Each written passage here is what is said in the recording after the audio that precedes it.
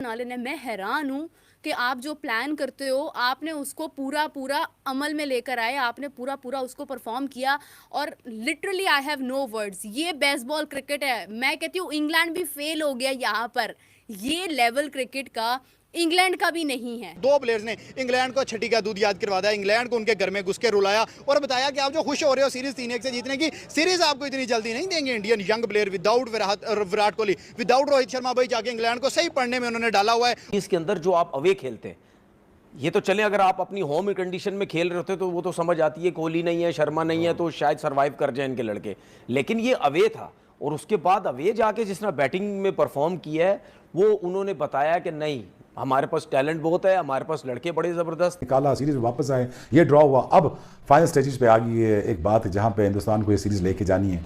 और ये है हमारी टीम है, ये बांग्लादेश से भी आके आ जाती है, जो सबसे घटिया टीम है।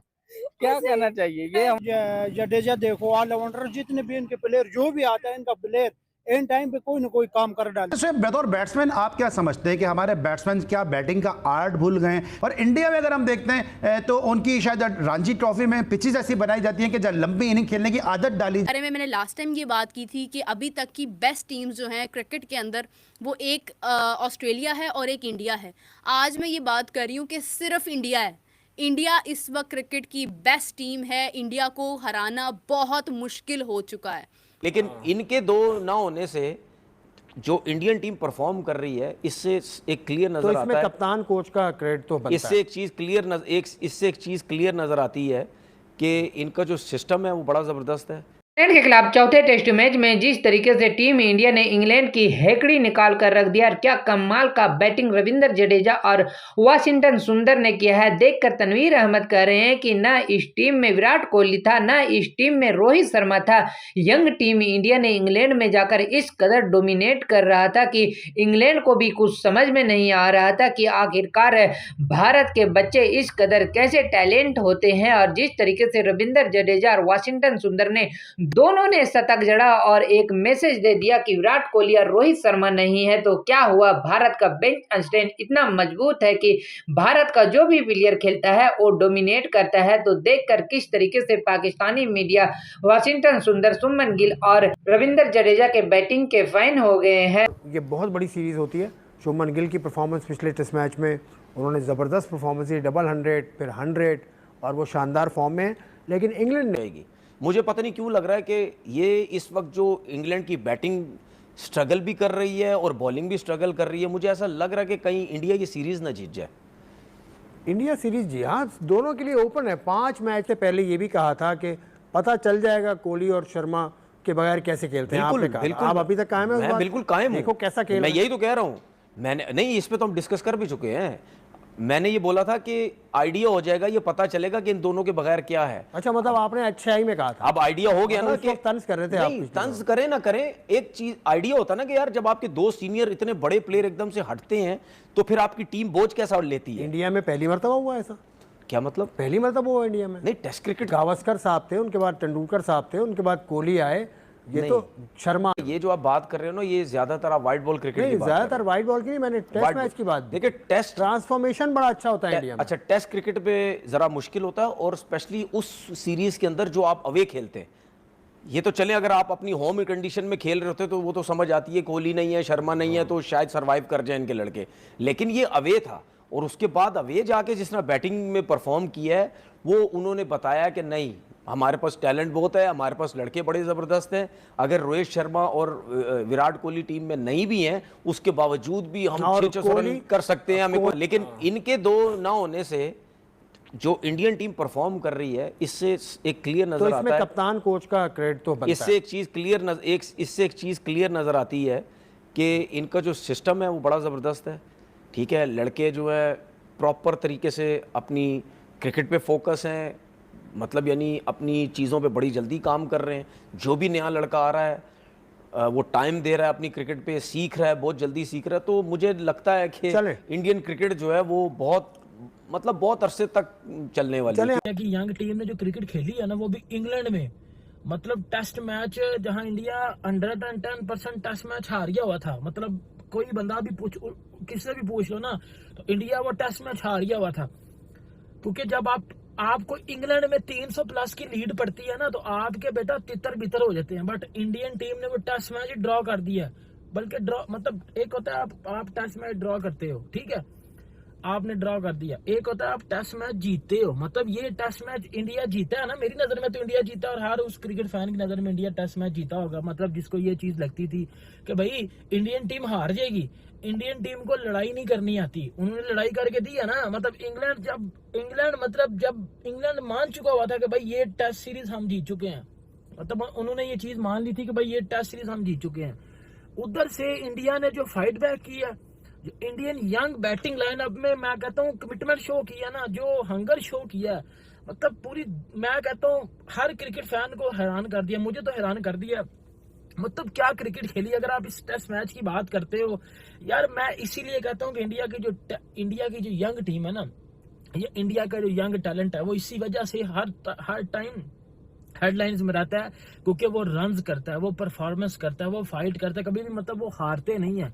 या तरसाया वर्सेस इंग्लैंड, भाई इंग्लैंड का तो सिस्टम फाड़ के रख दिया, रुलाया, तरसाया, तड़पाया, और 2 दिन जो है वो लगातार बैटिंग करते रही है केएल राहुल और शुभमन गिल एक दिन करते रहे, फिर उसके बाद वाशिंगटन सुंदर और जडेजा ने जो है वो रुला के बता के उनकी जो है वो आंखों से सिर्फ आंसू नहीं निकले, बाकी जो है वो इंग्लैंड की खातिर ऐसी तो आजा की है कि उनकी अकड़ तोड़ के रख दी ओल्ड ट्रैफर्ड के ग्राउंड के अंदर। उनका ये तो 2 आउट हो चुके थे, लेकिन इंडिया ने ऐसा कमबैक किया कि हिस्ट्री में ऐसा नजर नहीं आता।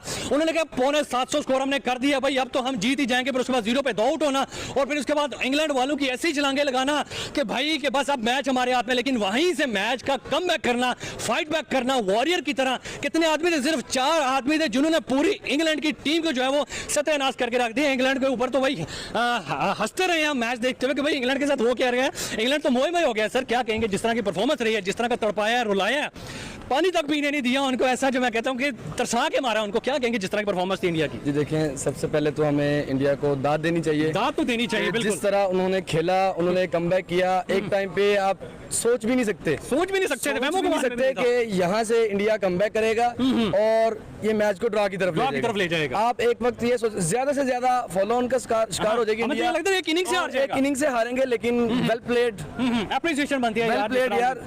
बेशक इंडिया हमारा ओपोनेंट है, हरीफ ममालिक है, ठीक है, लेकिन गोरों का ये वाहिद टीम है जो कि लेकिन जब वो अच्छा कर रहे हैं हमें उनको अप्रिशिएट करना चाहिए। बहुत जबरदस्त खेला है। स्टोक साहब उनसे हाथ में लाने गए हैं और स्टोक साहब को उन्होंने कहा कि नहीं हम कुछ नहीं, जाओ बाल करो जाके। उन्होंने कहा पहले तो हम अपनी करेंगे सेंचुरी, उसके बाद सोचेंगे और वो भी अच्छा लगेगा तो हम आपसे बात करेंगे, वरना भाड़ में जाओ आप। तो मतलब कि इतनी बेइज्जती यार बेसबॉल की बनी क्रिकेट की, उनकी घर में हिस्ट्री में कभी ऐसे देखा नहीं हमने यार। ये आप देखें ना कि इंग्लैंड ने क्रिकेट इजाद की और न्यूजीलैंड के साथ जो उन्होंने वर्ल्ड कप जीता, वो भी हमें पता है कि वो कैसे जीता और क्यों जीता और क्या हुआ, ठीक है।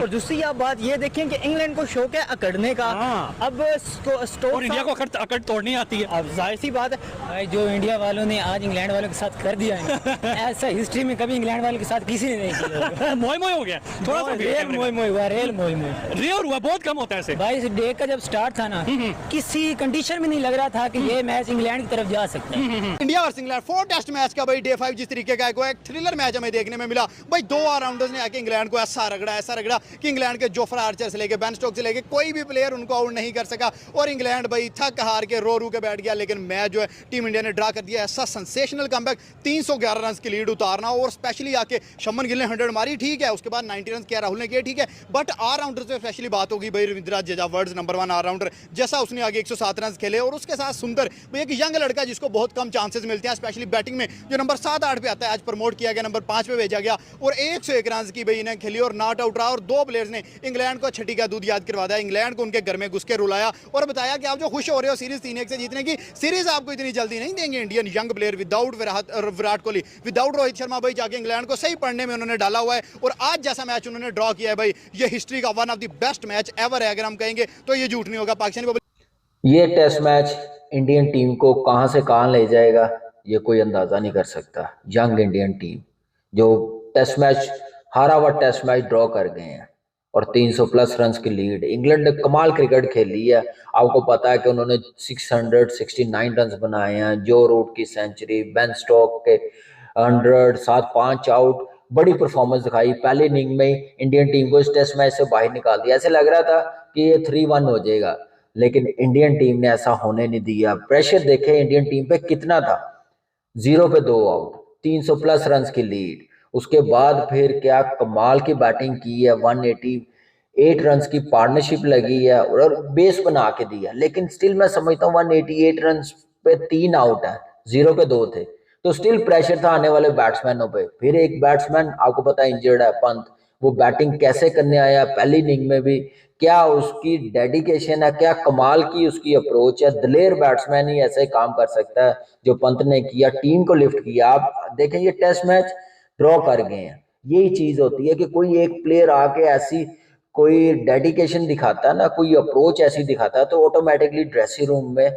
जान आ जाती है। तो वही चीज नजर आई है दूसरी बारी में। कप्तान देखे कैसे डटा हुआ था, कैसे खेल रहा था, प्रेशर था, 2 आउट हुए हैं, 300 प्लस रन की लीड है, स्कोर बोर्ड भी चलाना, टेस्ट मैच बचाना और 2 दिन टेस्ट मैच खेलना, बारी लेना।